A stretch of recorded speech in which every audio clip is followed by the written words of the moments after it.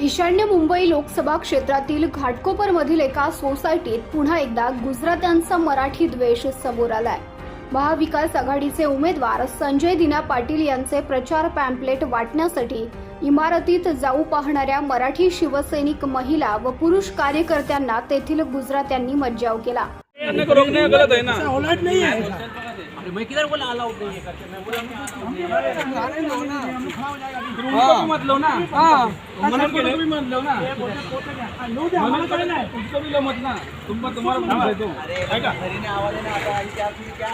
मैं क्या बोल रहा हूँ, तुम मनन को का बात कर रहे हैं ना, तुम मत लो ना। चला मनन को ना तो शांत ना, केले केले पाठवले ना, मी पाठवले ना साहेब, मग तुम्ही हे करा, दादा मैं भेजा ना, मैं मना किया क्या? मैं बोला मना।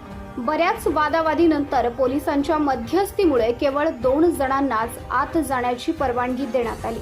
या सर्व प्रकारामुळे काही गुजराती नागरिकांमध्ये मराठी द्वेष किती भरलाय हे पुन्हा एकदा समोर आलंय। मिनी पाकिस्तान, मिनी बांगलादेश, टोपीवाले गुंड अशी शेलकी भाषा वापरल्यामुळे आतापर्यंत भाजपचा मुस्लिम द्वेष्टा चेहरा समोर येत होता। परंतु काही गुजरात्यांमध्ये मराठी द्वेष किती भरलेला आहे हे घाटकोपरमधील ताज्या घटनेनं समोर आलंय।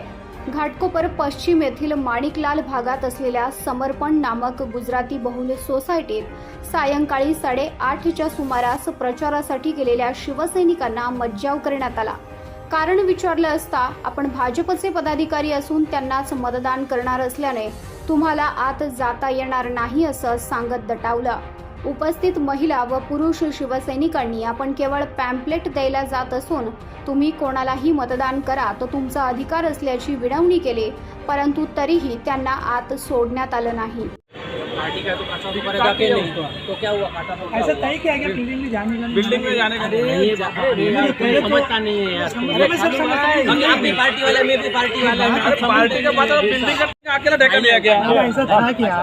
काय झालं? हो मतलब जायचं नाही बोलतो आतमध्ये, ऐसा था क्या? ऐसा नहीं। हां ऐसा था क्या पहला? था क्या ऐसा? उसका उत्तर दे मेरे को। एक मिनट मैं बोला क्या, क्यों बोला ऐसा? अरे ऐसा नहीं होता है भाई। डायरेक्ट तुम तो लेडीज लोग को रोक रहे हैं ना, लेडीज लोग को बोल रहे हैं ना मत जाओ। बराच वेळ अशा प्रकारे बाचाबाची झाल्यानंतर अखेर पोलिसांना पाचारण करण्यात आलं। पोलिसांनी मध्यस्थी केल्याने केवळ 2 जणांना आत सोडण्यात आलं।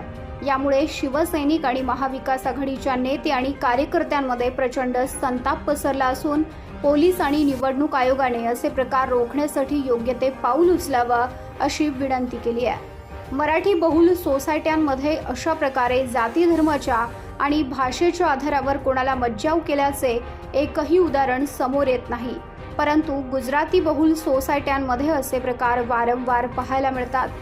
आतापर्यंत गुजराती बहुल सोसायट्यांमध्ये मराठी माणसाला घर आणि दुकानं नाकारल्याची अनेक उदाहरणं आपण पाहिली आहेत, परंतु लोकशाहीने आणि संविधानाने प्रत्येक उमेदवाराला दिलेला योग्य मार्गाने प्रचार करण्याचा हक्क देखील नाकारला जात असल्याने समाजात तेढ निर्माण होत असून याला वेळीच आळा घालणं गरजेचं आहे।